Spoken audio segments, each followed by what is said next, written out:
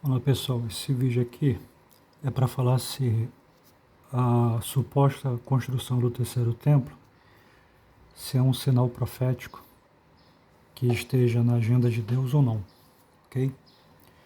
O templo será reconstruído, ele é bíblico, faz parte de profecia.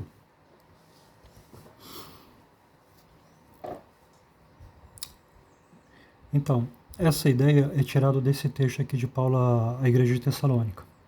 Paulo fala assim no decorrer do contexto.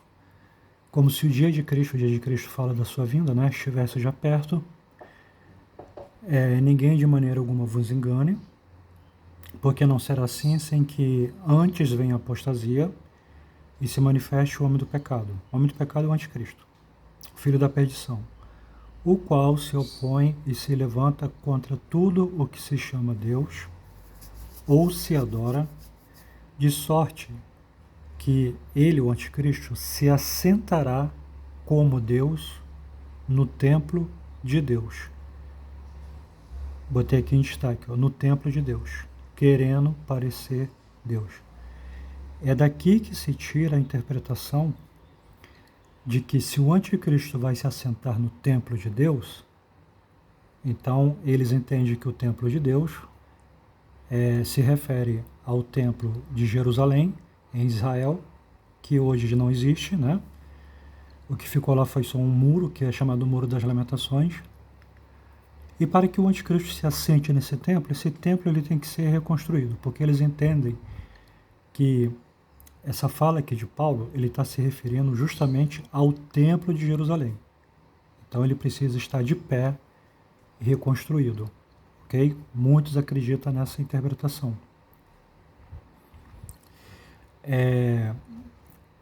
A princípio, nós vamos já ver algo aqui que, vejam bem, o texto não fala de uma reconstrução do templo, tá? O texto está dizendo que o anticristo vai se assentar no templo de Deus. Então, o nome disso aqui é inferência. O que é inferência? É uma dedução. Quando você pega um texto, né, na hermenêutica, ciência que interpreta a Bíblia, você lê um texto e você deduz que o texto esteja falando de algo, né, daquilo, tá? Então, aqui não está claro que o templo será construído. Essa ideia de que Israel vai reconstruir o terceiro templo é uma dedução sobre esse texto, é coisa diferente. O texto não está afirmando isso. Tá? Aqui não está dizendo, você pode ler aqui 500 vezes, você não vai ver que o texto está dizendo que o templo será reconstruído. Tá? Eles deduzem que esse templo aqui se refere ao templo de Jerusalém e para o anticristo se assentar, ele precisa estar de pé, reconstruído, ok?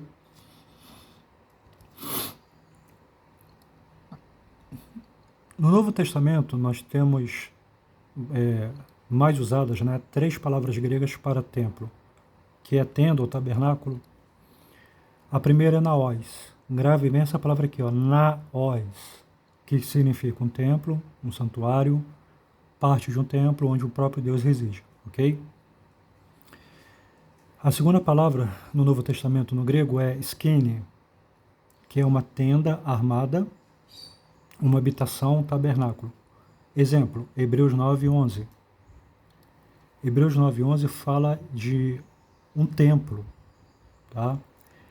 E ali está se referindo ao templo, ao tabernáculo celestial, tá? A Epístola aos Hebreus, ele fala desse tabernáculo ou desse templo celestial, o qual Deus deu ordem para Moisés, né?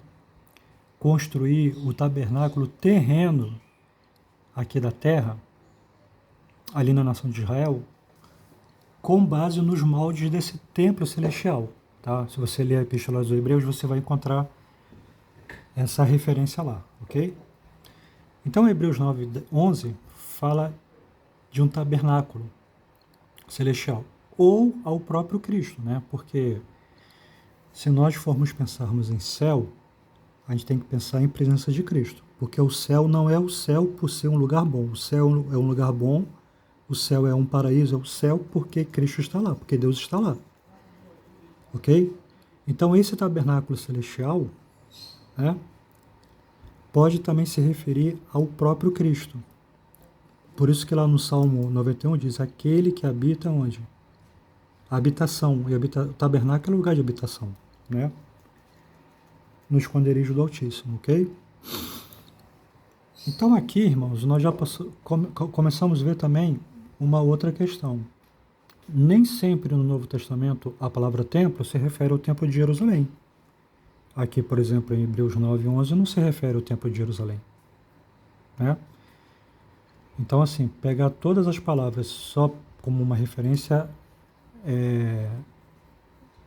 a gente tem que ter cuidado com isso, porque isso aí pode incorrer em equívoco. A terceira palavra é hieron, que significa lugar sagrado, templo, local sagrado, divindade, tá? Essas três palavras aqui basicamente. Mas grave essa palavra aqui, ó, naos, tá? Naos, que significa templo no grego, do Novo Testamento. Jesus também refere-se ao templo de Jerusalém como casa, tá? Agora, precisamos recorrer a todos os textos do Novo Testamento que se refere ao templo para fundamentar tal interpretação. Para você fundamentar uma doutrina, você precisa de referências. Referências bíblicas, ok? As inferências, elas são as deduções, né, sobre os textos, ela é uma ferramenta hermenêutica, é uma ferramenta na interpretação, mas tem que ter cuidado, tá? Vamos deixar o texto falar.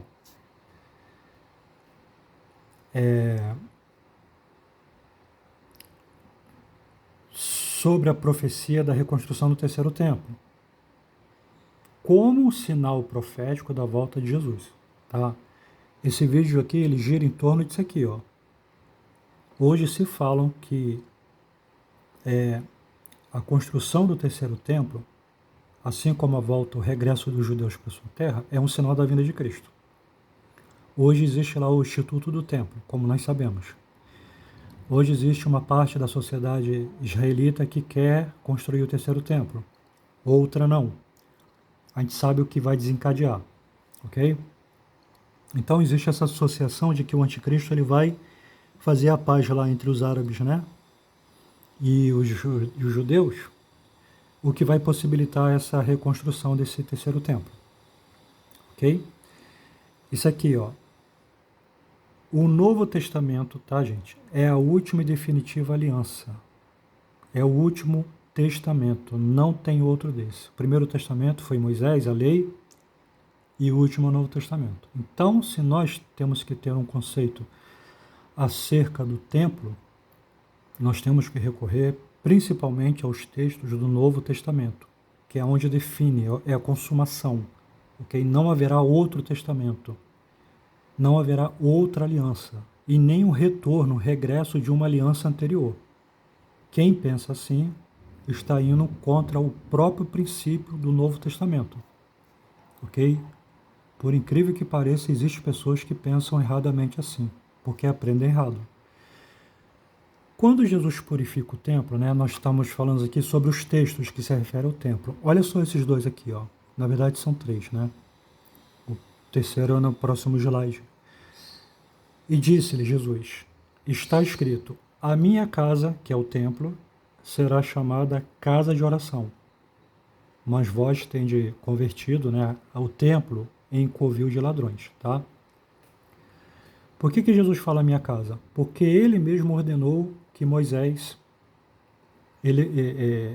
levantasse, erigisse, né, o tabernáculo, né, que era uma tenda móvel e que posteriormente se tornou um prédio físico de pedra a partir ali de Salomão. Salomão construiu o templo, tá?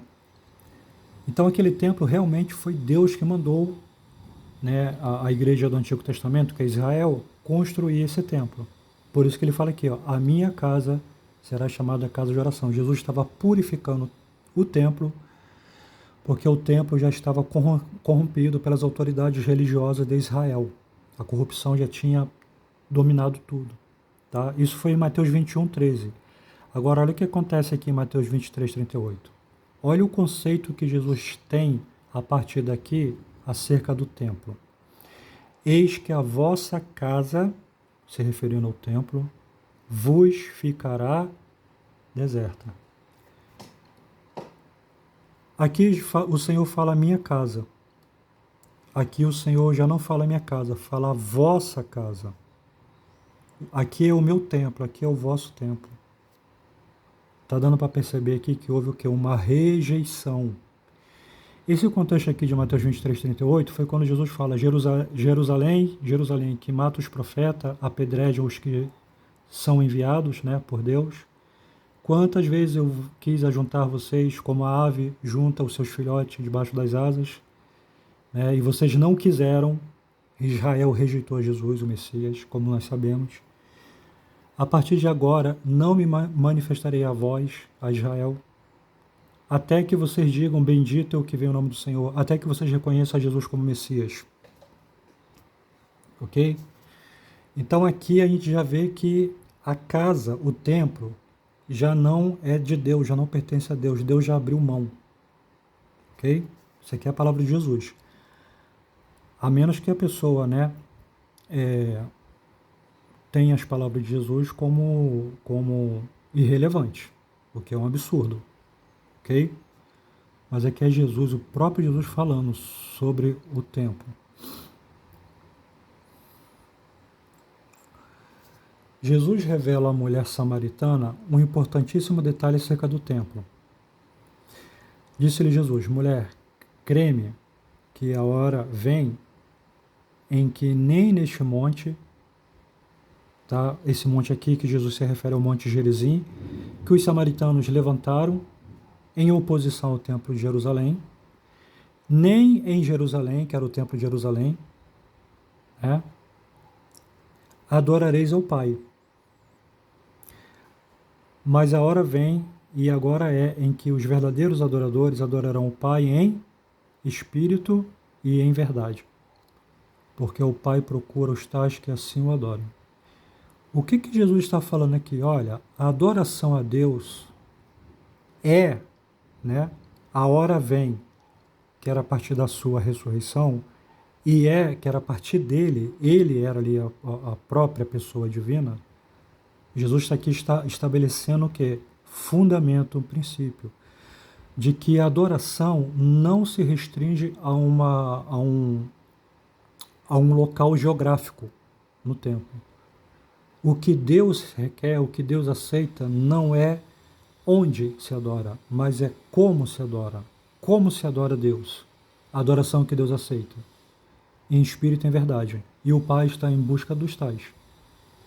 Então essa questão de localização geográfica para Deus está caducando. É como nós vimos lá, a vossa casa. O Senhor já não tem o templo como a sua casa. E aqui Jesus fala também semelhante, que a adoração a Deus está ligada a Deus, não está ligado a templo físico, mas é como se adora. Ok?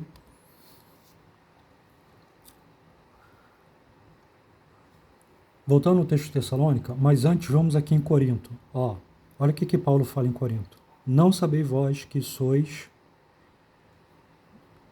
quem? A igreja, o povo de Deus. Nós somos o quê? O templo de Deus. Nós somos o naós de Deus. Lembra da palavra naós lá no início que eu falei para você frisar? Nós somos o templo de Deus. E que o Espírito de Deus, o próprio Deus, né, habita em nós. 1 Coríntios 3,16.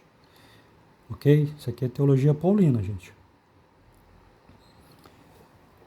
De sorte que, voltando a Tessalônica, se assentará como Deus. O anticristo ele vai se assentar, né? Assim como um imperador se assenta no seu trono, no templo de Deus, querendo parecer Deus, né? Assentará no grego é a palavra katizo, significa estabelecer-se conferir um reino a alguém, aqui eu tirei do dicionário grego Strong, ok? Então o anticristo, ele será um usurpador, ele vai invocar, ele vai obrigar a adoração dos homens, ok? Isso aqui, a gente tem que estar prestando atenção no texto. O cumprimento do texto de Tessalônica em Apocalipse 13. Se você ler Apocalipse 13, você vai entender com clareza o que Paulo está se referindo ao anticristo se assentar-se no templo de Deus. Ok? Esse assentar-se é uma ideia de um governo, como vimos, né? Regência, domínio, uma característica peculiar do anticristo, como vemos, faltou um S aqui, em Apocalipse 13. E vi subir do mar uma besta, que é o anticristo, que tinha 7 cabeças, 10 chifres, né, que simboliza reinos, poder, domínio, governo, diademas, e adoraram o dragão. Os homens vão adorar o diabo, que é o dragão, e hoje os homens já fazem isso, né? Quem não está em Cristo adora o diabo, é servo do diabo, é adorador do diabo. Só existe essa dicotomia. Jesus falou: quem comigo não junta, espalha, quem não é comigo é contra mim. A Bíblia é bem enfática nessa dicotomia, né? Ou você é de um ou é de outro, não existe uma posição neutra, ok? Hoje os homens já fazem isso, porque não querem saber de Deus, do governo de Deus, da lei de Deus, da graça de Deus, da salvação de Deus, a maior parte. Só que na grande tribulação isso será bem às claras, será bem explícito, essa adoração a Satanás e a besta. Né? Os homens vão adorá-lo ele voluntariamente. Assim como hoje muitas pessoas têm esse fascínio, né, por esses políticos aí, seja de uma banda, seja de outra, enfim. E adoraram um dragão que deu à besta o seu poder. E adoraram a besta. Então, tanto Satanás quanto o anticristo será adorado. E eles vão dizer assim, ó, os homens: quem é semelhante à besta? Quem poderá batalhar contra ela? Essa frase aqui, ela denota 2 detalhes. Quem é semelhante à besta? Ele vai ser um homem tão admirado que as pessoas voluntariamente vão adorá-lo, vão reverenciá-lo, vão falar: esse é o cara. E essa palavra aqui também, essa frase, ela também implica o quê? Que será uma adoração, às vezes pode ser espontânea, voluntária, ou pode ser por medo, ok? Por uma obediência forçada, porque é ele que vai estabelecer tudo.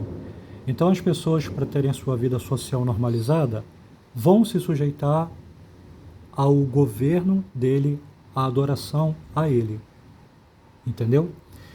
Então isso pode ser dessas 2 formas, né? Por admiração mesmo, por achar que ele é uma pessoa, né, que representa a humanidade, ou por medo, ok? Por imposição. Por isso que fala: quem é semelhante à besta? Quem poderá batalhar contra ela? Né? Não haverá nação que vai poder lutar contra ela nessa época.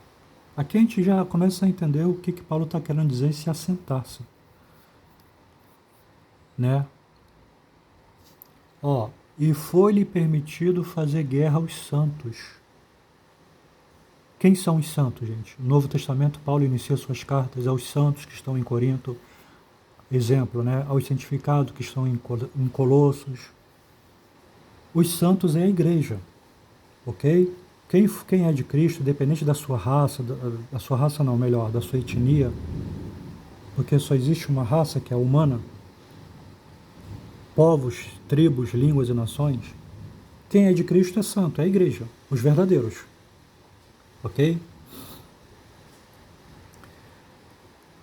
Fazer guerra aos santos e vencê-los. O anticristo vai vencer a igreja, no sentido de aprisionar, de perseguir, de matar os santos, como sempre houve no decorrer da história as perseguições, como os imperadores romanos, né, eles faziam.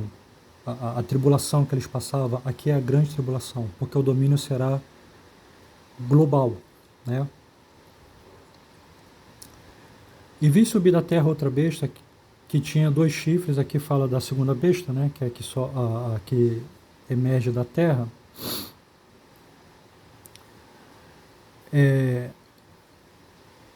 Na sua presença, e faz que a terra, os homens, e a igreja está aqui na terra, né? E estar aqui na grande tribulação.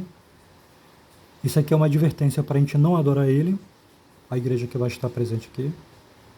Os que nela habitam, adorem a primeira besta. Como eu falei, né? Será para uns uma adoração forçada. Ele vai fazer com que adorem. Ele vai forçar isso, se utilizando de meios, né? Como hoje nós já sabemos aí que já existe aí esse teste aí que já estão fazendo e está dando certo. Ok?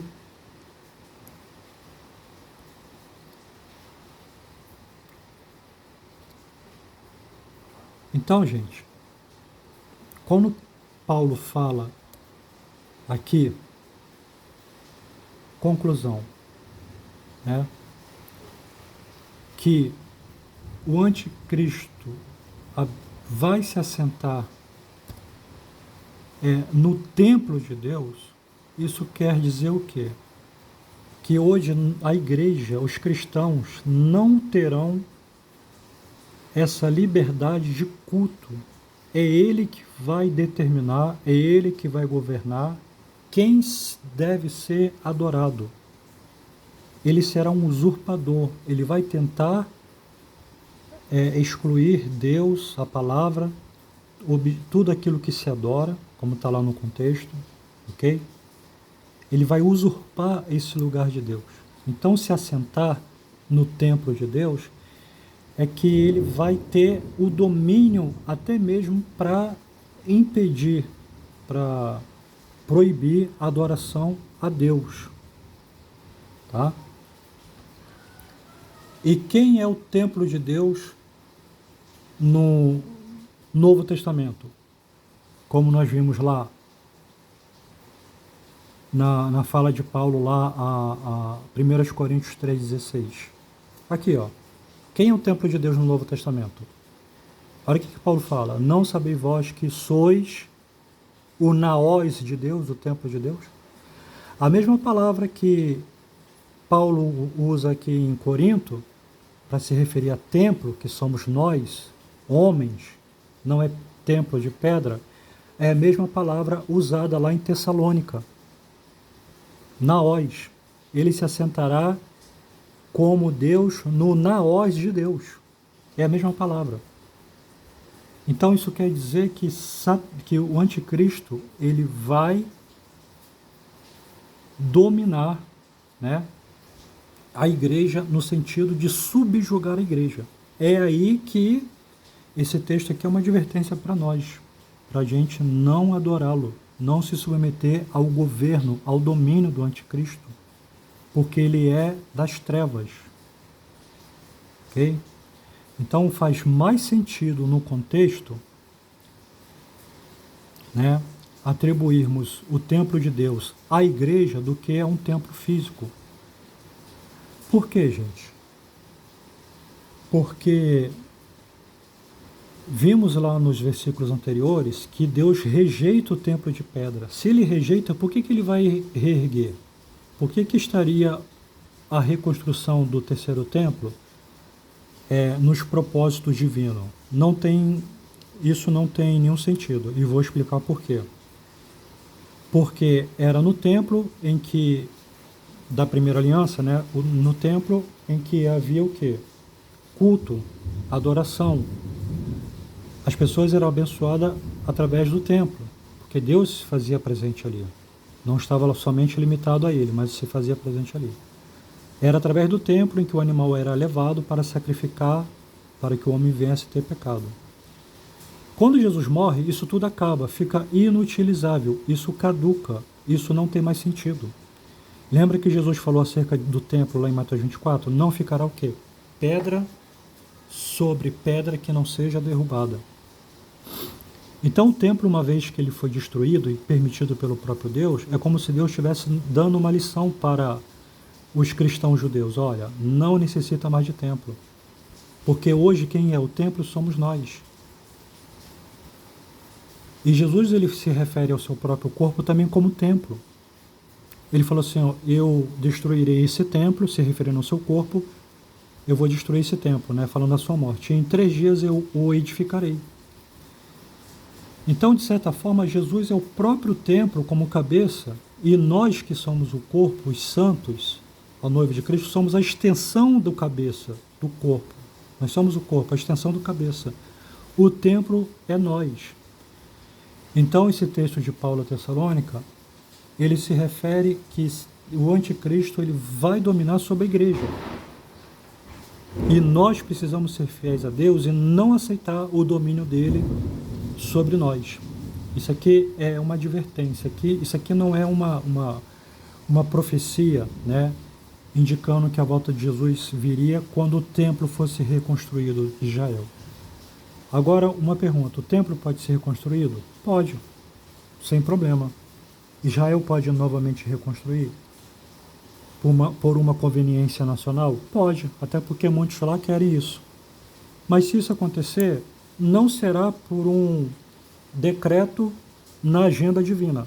Não será por um sinal profético. Será uma mera coincidência. Ok? Então essa interpretação de achar que o templo será, a vinda de Jesus está relacionado à construção do terceiro templo, é uma interpretação equivocada. Como hoje os judeus eles oram lá e Deus não faz nada, né? Eles oram no muro do templo, que é o muro das lamentações, e Deus permite.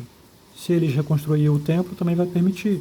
Só que se eles voltarem a sacrificar animais, só vai piorar a situação deles, né?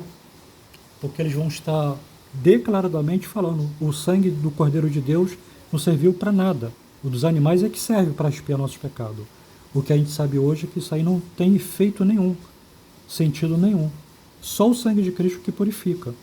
O sangue dos animais cobriu o pecado. O de Cristo tira o pecado. Jesus é o Cordeiro de Deus que tira o pecado. Ele liberta o pecado do mundo. Ok? Concluindo, qual sinal, a gente chama muito de sinal, né? Mas pode ser chamado também de evidência, de prova cabal da vinda de Cristo nesse texto de Paulo? Olha o que Paulo fala, gente. Ninguém de maneira alguma vos engane, porque não será assim, assim o quê? Paulo está se referindo à vinda de Cristo. Está lá no versículo 1. Sem que antes venha a apostasia, tá? Isso aqui está no texto. Isso aqui não é nem questão de usar inferência. Está claro aqui, ó. Qual será, como Jesus falou lá no Mateus 24, né, que os sinais da sua vinda seriam o quê? Fome, morte, terremoto, aumento da iniquidade, doenças, engano religioso, falsos profetas. Jesus falou tudo isso, que são sinais da sua vinda. Aqui Paulo ele nos dá 2 sinais da vinda de Cristo, que é o quê? A apostasia, o abandono da fé.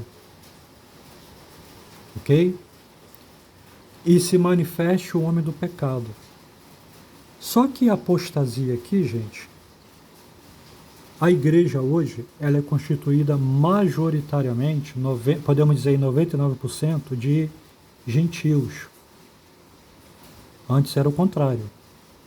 Antes era 99% de judeus e 1% de gentios. Hoje esses números se inverteram, tá? A maior parte hoje dos cristãos são de gentios, ok? Embora igreja é judeu e gentio convertido a Cristo, ok? Então, o sinal da vinda de Jesus é o quê? Quando a igreja começar a apostatar, e nós já estamos vendo isso, vivenciando isso, e se manifestar o anticristo. Isso aqui está no texto. Isso aqui não é nem questão para você interpretar. Está muito claro, está explícito isso aqui. Não está implícito, onde você tem que descobrir o que é. Ok? Então, o sinal acerca da vinda de Cristo, ela está relacionada mais com a igreja, não com a nação de Israel. Mas hoje, essa interpretação aí majoritária, eles arremetem tudo a Israel. Israel é o relógio escatológico, é o centro, né, da cronologia divina com relação ao cumprimento das profecias acerca da vinda do Senhor. E não é. Aqui, ó, apostasia da igreja. Porque a igreja hoje é maior número. Inclui judeus, sim, mas uma parcela muito pequena, muito ínfima. Então, a vinda do Senhor está relacionado a um sinal que iria acontecer na igreja. A igreja estaria o quê? Em apostasia. Paulo fala isso também lá em Timóteo, né? O Espírito diz expressamente que nos últimos dias apostatarão, desviarão alguns da fé, dando ouvido ao quê? A espíritos enganadores, doutrinas de demônios, que esse evangelho corrompido que a gente tem ouvido aí, esse evangelho gospel, antibíblico, que está aí hoje bombando e que faz sucesso. Isso é apostasia.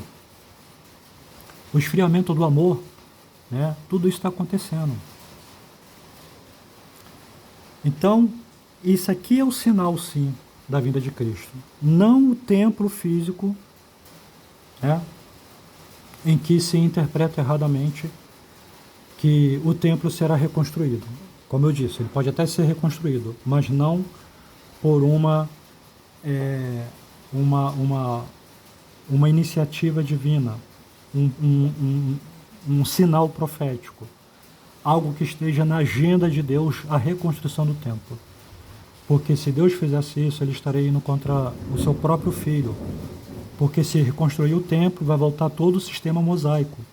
Só que Jesus já cumpriu tudo. Não precisamos mais do sistema mosaico, né?